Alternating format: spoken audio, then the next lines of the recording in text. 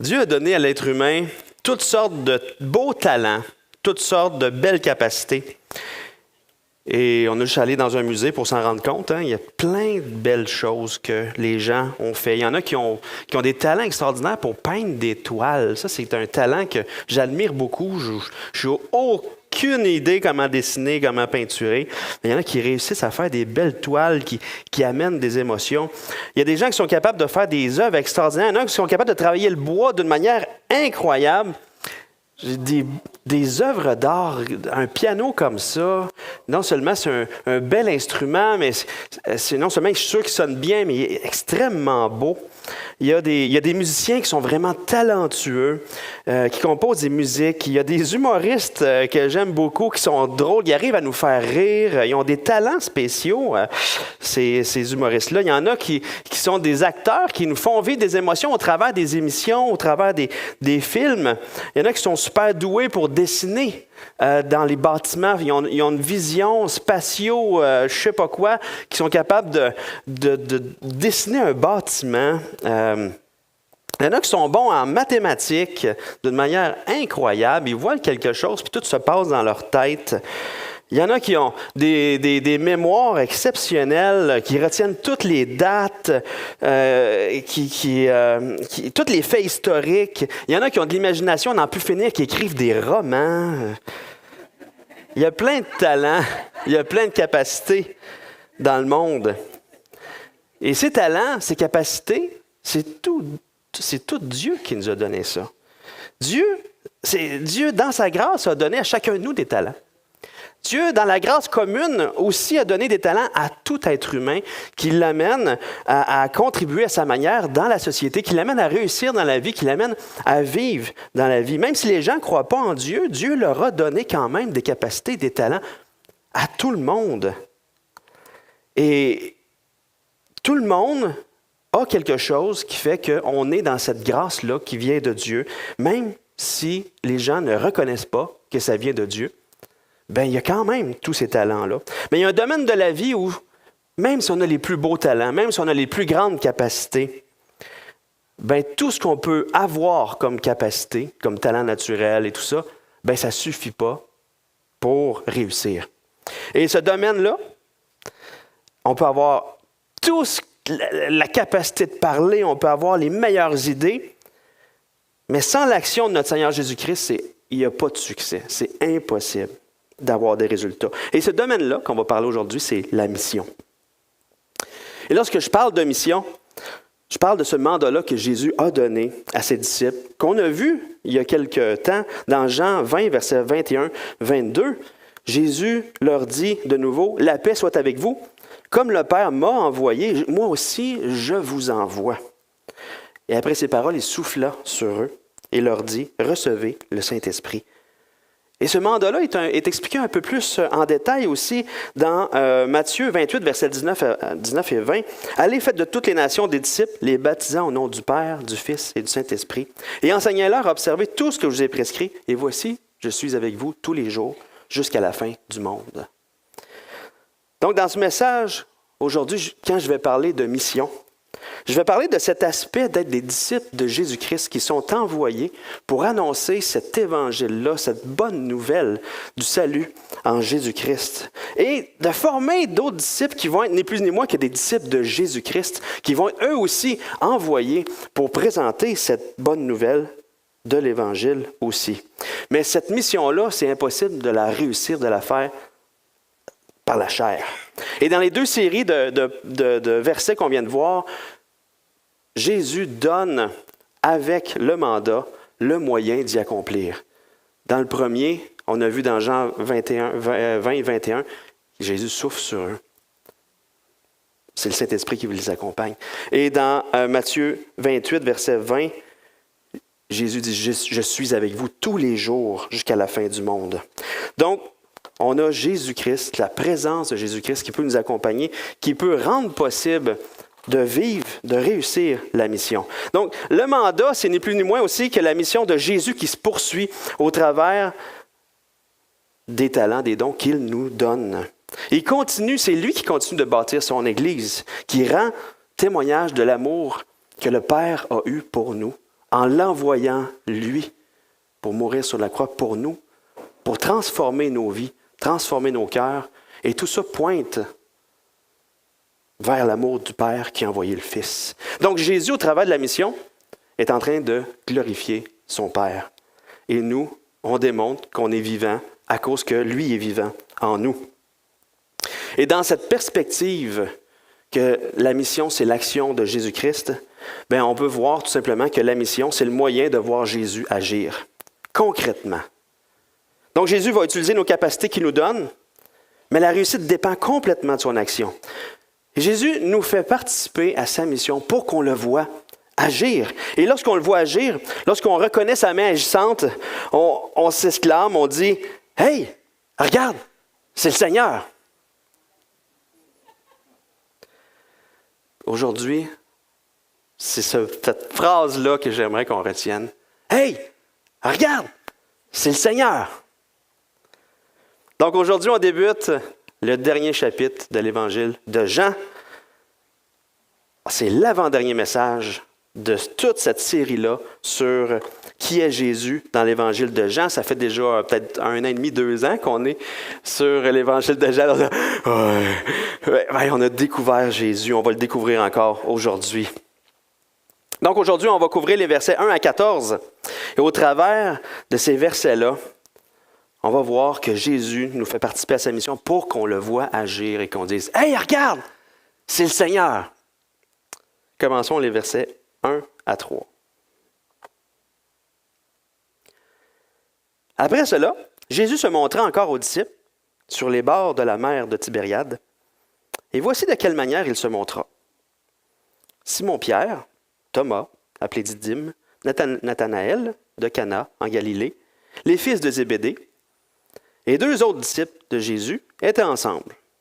Simon-Pierre leur dit « Je vais pêcher. » Ils lui dirent « Nous allons aussi avec toi. » Ils sortirent et montèrent dans une barque, et cette nuit-là, ils ne prirent rien. Pas juste rien, là, c'était rien. Il n'y a rien.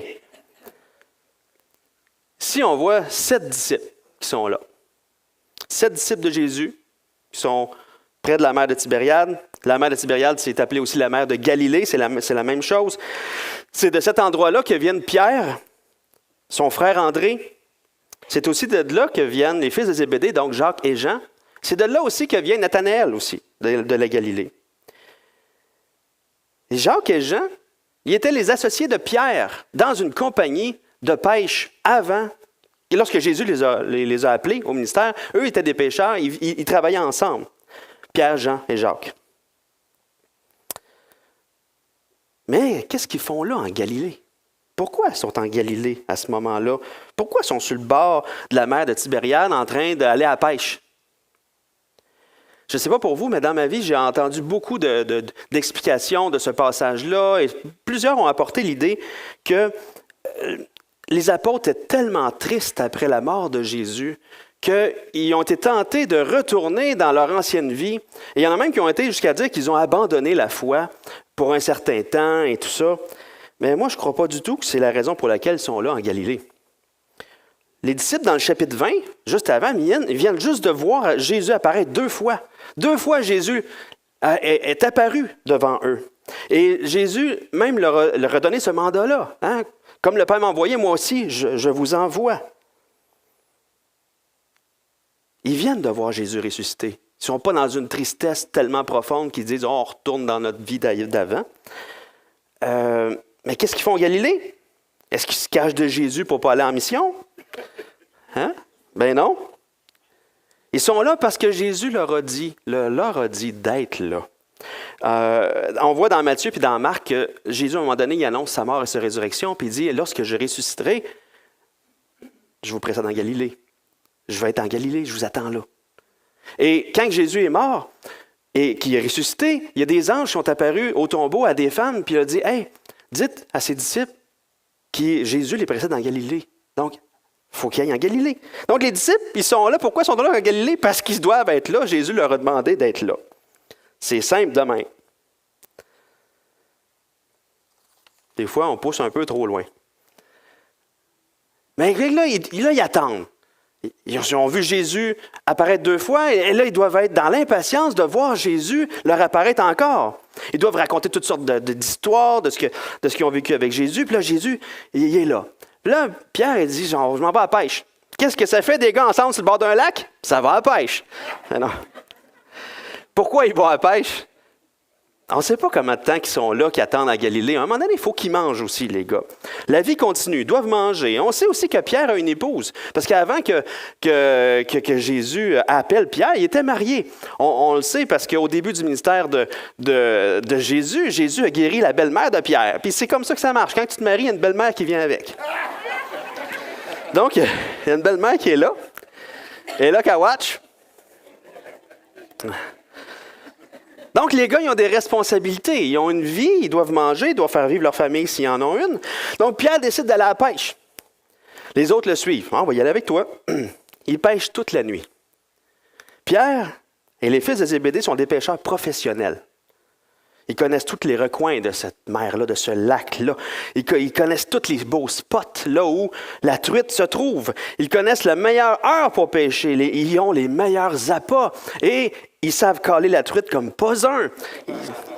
Ils savent lancer leur filet.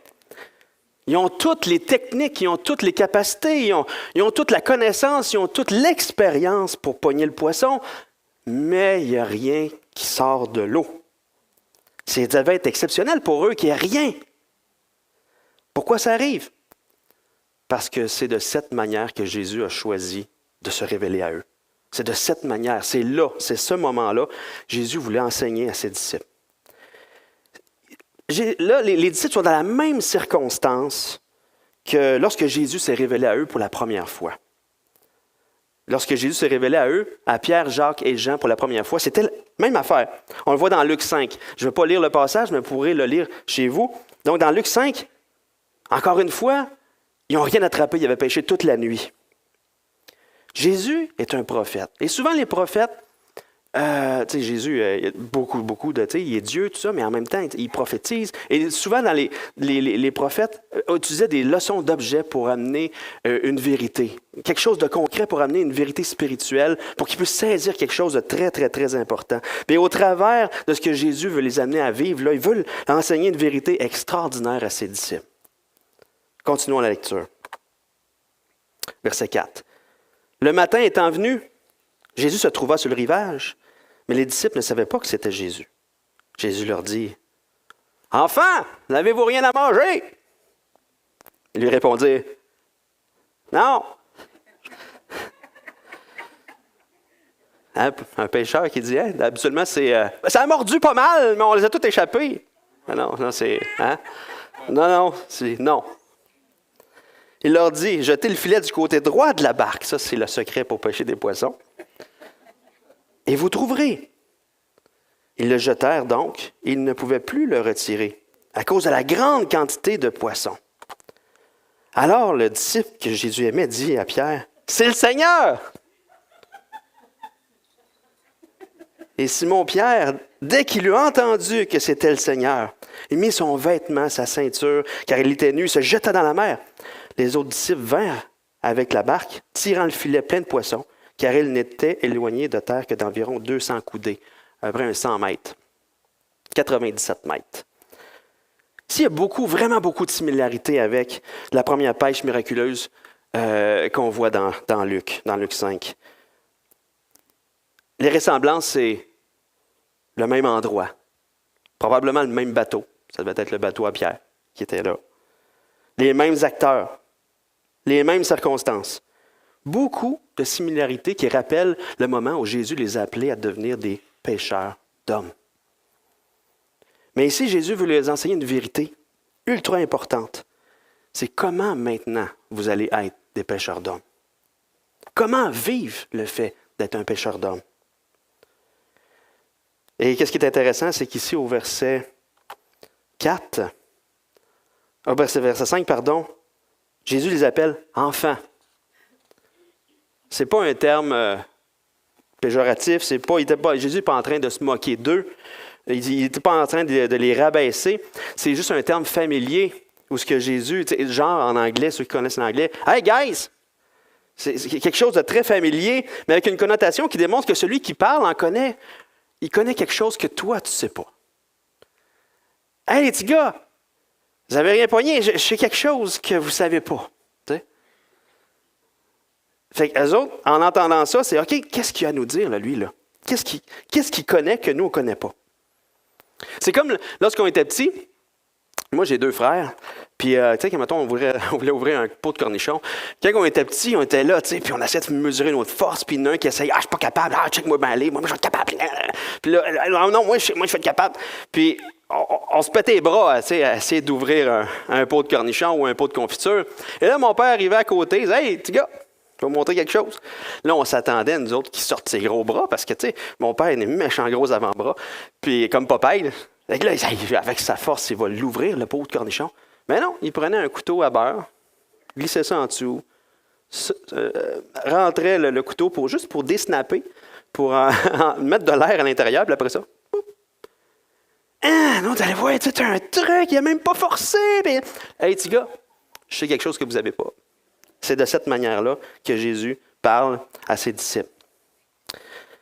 Mais le truc qu'il va leur donner, ce n'est pas un truc qui va fonctionner à tout coup, dans le sens où si tu vas à la pêche, même si tu pêches le côté droit, ça ne mordra pas plus que le côté gauche.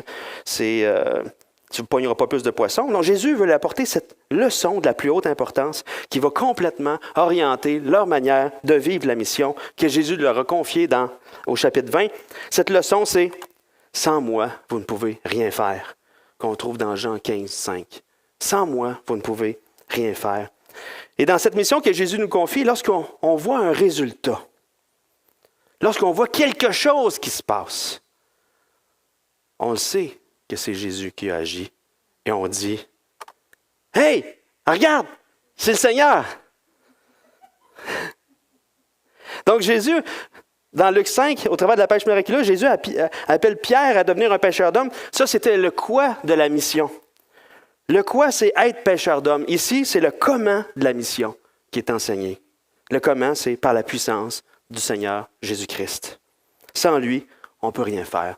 Malgré tous les talents, malgré toutes les capacités, malgré toutes les skills qu'on peut avoir, Jésus nous fait participer à sa mission pour qu'on le voie agir et qu'on dise « Hey, regarde, c'est le Seigneur ». Vous avez certainement vécu des situations où vous avez vu Dieu agir, vu le Seigneur agir. Et les disciples étaient là où ils devaient être. Jésus les voulait là, en Galilée. Ils attendaient l'arrivée du Seigneur. Ils vivaient, puis là, paf, le Seigneur arrive, il se révèle de manière spéciale. Et des fois, nous, on est ses enfants. Il nous envoie en mission. Des fois, il arrive des situations que le Seigneur nous met à cœur fortement quelque chose. Et là, on marche dans cette chose que le Seigneur nous met à cœur avec les capacités qu'on a, avec ce que Dieu nous a donné. On le sait qu'on fait la bonne chose. À un moment donné, on arrive que nos capacités sont complètement épuisées. On n'a rien, mais on sait que le Seigneur nous veut en train de faire quelque chose de cette chose-là. Et tout à coup, il se passe quelque chose. Et on le voit agir, puis on dit « Hey, regarde, c'est le Seigneur! » Juste un exemple. En automne 2013, j'étais dans mon bureau, et là, je reçois un appel d'un homme qui n'avait plus rien à manger. Il avait perdu son emploi parce que son fils était à l'hôpital Sainte-Justine, puis il a trop manqué de journées d'ouvrage. Son patron, cette année, il l'a mis dehors. Et là, il n'avait même plus d'argent pour aller voir son enfant. Il passait tout son argent en gaz, il ne mangeait plus. Il appelle, j'ai faim. Je vais chez lui, je constate vraiment qu'il n'y a rien. Tout ce qui reste dans son congélateur, c'est une croûte à tarte vide là, pour faire des tartes, puis un os à moelle dans le fond du congélateur. C'est tout ce qu'il y avait à manger dans sa maison. Là, moi, tout chamboulé, je pars, je m'en vais faire une épicerie, je reviens. Quelques jours plus tard, un autre appel, quelqu'un d'autre qui a faim. Faire une autre épicerie, tout ça. Là, à un moment donné, les appels. À un moment donné, c'est ma femme, elle dit, François, on a faim. Parce que moi, on n'avait pas Spock à l'époque. Fait que je payais tout ça de ma poche. Et là, l'idée arrive, hey, on va solliciter les groupes maisons. Et là, il y avait de plus en plus d'appels de gens qui avaient faim. Et là, à un moment donné, je suis pas mal gêné de toujours solliciter les groupes maisons à participer à ça, même si tout le monde le faisait dans la joie, mais à un moment donné, ça ne suffisait pas. Et là, j'étais assis dans mon bureau, après un autre téléphone de quelqu'un qui a faim, je priais, Seigneur, donne-nous les moyens d'aider d'une manière plus efficace. Fais quelque chose, parce que nos simples ressources, là, on a donné nos 5 pains puis nos 2 poissons. Seigneur, fais quelque chose. Je sais que tu veux qu'on nourrisse cette foule-là. Puis vrai comme je suis là, pendant que j'étais en train de prier, le téléphone sonne. C'était Paul Marcheseau, du Centre d'entraide Mascoutin de Saint-Hyacinthe. Il dit, « Hey François, on est en prière, nous autres, notre comité, puis on a vraiment à cœur d'ouvrir une succursale de notre banque alimentaire à Granby. Est-ce que vous voulez être notre église hôte? » Juste un peu. « Merci Seigneur. »« Oui! Oui! Hey, regarde! C'est le Seigneur! » Incroyable! Donc, le 14 février 2014, tout était en place pour notre première distribution alimentaire. Puis aujourd'hui, par la grâce de Dieu, l'œuvre se continue. Et cette semaine, maintenant, on est devenu le propriétaire du magasin et de la banque alimentaire. Maintenant, on s'appelle SEG, Centre d'entraide Granby. Et cette semaine, on a eu notre réunion annuelle de membres pour l'organisme. Et aujourd'hui, en 2023, le magasin génère tellement de revenus qu'on a pu verser 35 000 $ à un organisme qui prend soin des sans-abri dans la ville. C'est pas incroyable, ça? Hey, regarde, c'est le Seigneur! Juste en 2022, il y a eu une distribution de 7 000 paniers. Donc, le magasin puis la banque alimentaire aident des milliers de personnes dans la ville. Et l'Évangile est aussi présenté au travers de ce ministère-là, par les bénévoles, mais aussi par Daniel Gagné, qui est aumônier là, et Marc-Olivier aussi, qui est aumônier à la Banque alimentaire. Et il y a eu des conversions au cours des années. Par la grâce de Dieu, il va en avoir encore. Puis ces 2 aumôniers-là sont là, puis ils prennent soin des cœurs, des cœurs des gens qui sont là, de la souffrance morale qu'ils peuvent vivre aussi. Et on peut aussi crier, comme l'apôtre Jean, « Hey, regarde, c'est le Seigneur. » De voir Dieu agir comme ça renouvelle nos forces, nous donne un zèle nouveau, nous donne un zèle à essayer de trouver là où Dieu travaille. Là, Seigneur, c'est où que tu veux étendre ta main pour bénir? Et je pourrais vous raconter comment Dieu a ouvert une porte extraordinaire dans le salon funéraire. Ça faisait 2 ans que je priais. J'avais vraiment ce fardeau-là sur le cœur. Seigneur, permets que je puisse faire des cérémonies pour les gens qui ne te connaissent pas aussi. J'avais beau donner mon nom au salon, puis il n'y avait pas de porte qui s'ouvrait. Je n'étais jamais appelé. Et toujours en prière là-dessus, dans une circonstance extraordinaire en lien avec un décès, c'est toujours malheureux, en lien avec un décès dans mon entourage familial. J'ai été invité à faire une cérémonie dans le salon que je donnais mon nom. Mais je ne savais pas que la personne qui est décédée, que j'allais prendre soin parce que c'est un membre de ma famille, que c'était sa mère qui était décédée. Et donc, je ne connaissais pas vraiment sa mère. Mais pour me rendre compte, quand je vois arriver des hommes et des femmes politiques au salon funéraire, des humoristes, des comédiens et le premier ministre Legault à la cérémonie, je vous dis que là, j'ai été remarqué par le salon funéraire. Depuis ça, Dieu a ouvert une porte. Incroyable! Et juste en 2022, j'ai pu présenter l'Évangile à plus de 6 500 personnes au travers de ce ministère-là. Hey, regarde! C'est le Seigneur! C'est le Seigneur! Et je suis certain que Serge, au travers de l'Ancre, pourrait aussi vous raconter à quel point il voit le Seigneur agir. Parce que quand est-ce que le gouvernement demande à un organisme d'amener les gens, d'essayer d'intégrer le plus possible ceux qui sortent de prison dans une communauté de foi et qui donnent des subventions en plus pour faire ça? Hey, regarde! C'est le Seigneur! C'est incroyable! C'est incroyable! Je suis certain que chacun d'entre vous vivez toutes sortes de choses autour de vous que vous pouvez dire « Hey, c'est le Seigneur! » Si vous ne le voyez pas, ouvrez vos yeux. Toutes les fois qu'il y a quelqu'un qui vous pose des questions sur Jésus. « Hey, regarde, c'est le Seigneur! » Toutes les fois que vous avez des conversations que vous-même, vous êtes un miracle de Jésus à cause du salut. Regarde, on peut tous se regarder. Regardez autour de vous et dites « Hey, regarde, c'est le Seigneur! »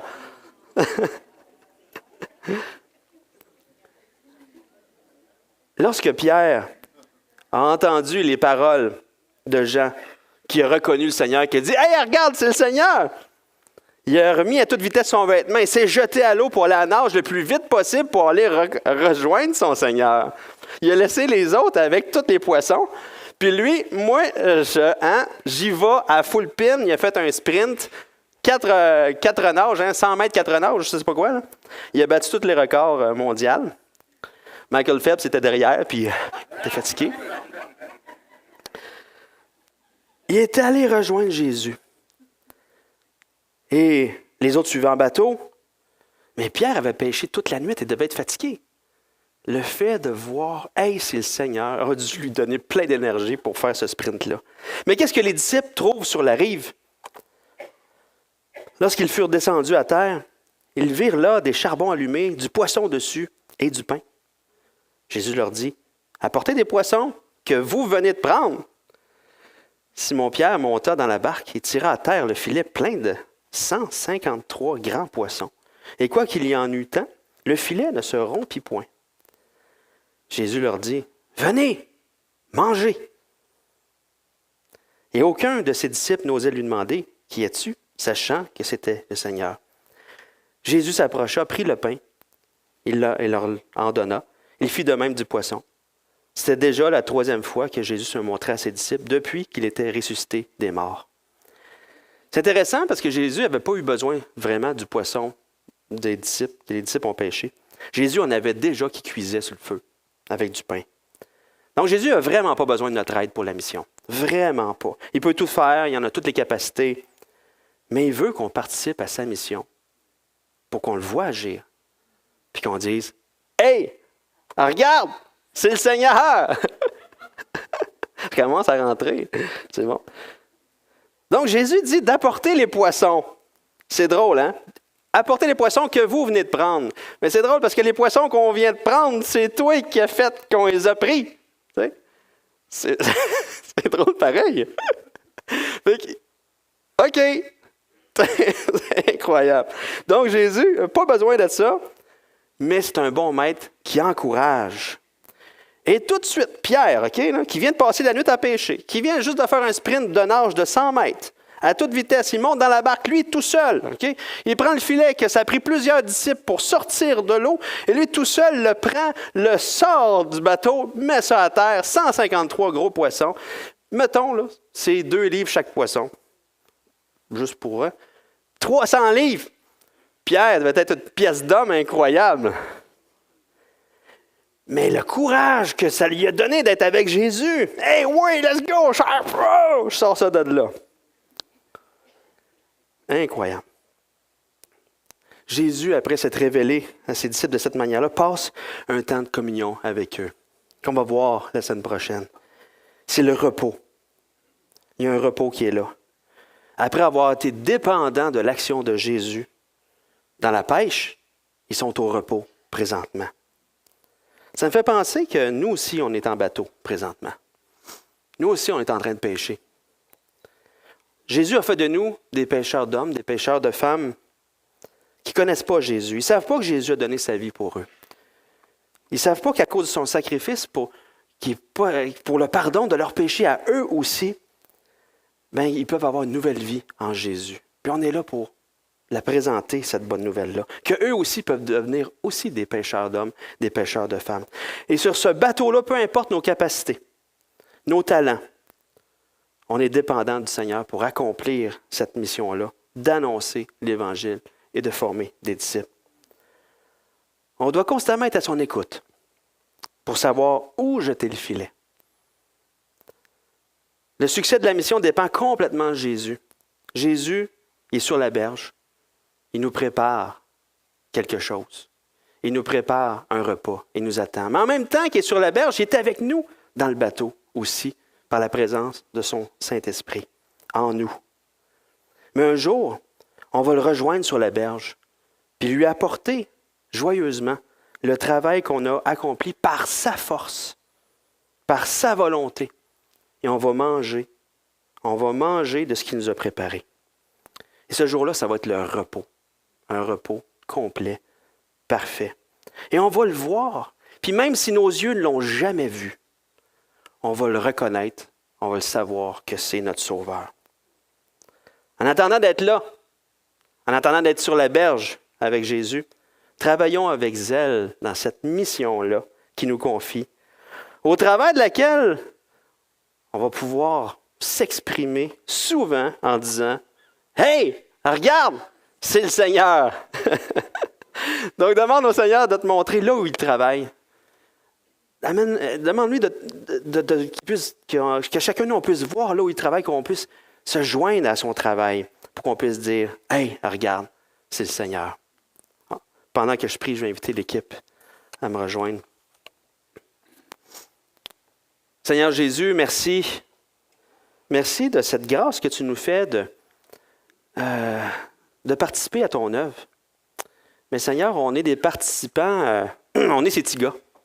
Ces petits gars-là, ces petites filles-là que toi, tu sais plus que nous. Tu sais exactement comment la faire, cette mission-là. Puis tu nous prends par la main.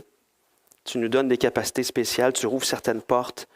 Tu travailles. Tu veux te révéler. Tu veux sauver des gens. Et Seigneur, c'est une belle mission parce qu'on le sait que tu es là avec nous. On sait que tu es là tous les jours avec nous jusqu'à la fin du monde. Et Seigneur, donne-nous de te voir agir encore à tous les jours. Te voir agir, Seigneur. Te voir agir, puis dire à toutes les autres personnes, à tous nos frères et sœurs aussi, hey, j'ai vu Jésus agir aujourd'hui. Hey, regarde, c'est toi, Seigneur, qui as fait quelque chose. Et Seigneur, on veut te rendre gloire, on veut te remercier pour tout ce que tu fais dans nos vies. Et on veut te remercier aussi de ce que tu nous prépares une place au ciel en ce moment. Et on n'a pas idée qu'est-ce qui nous attend là, Seigneur. On n'a pas idée. Mais en attendant, on sait que tu es avec nous, dans le bateau. Puis c'est toi qui fais le travail en plus. Seigneur, donne-nous de te regarder aller, puis de juste être ceux qui sont tellement contents de te voir agir, Seigneur. Amen. Merci François.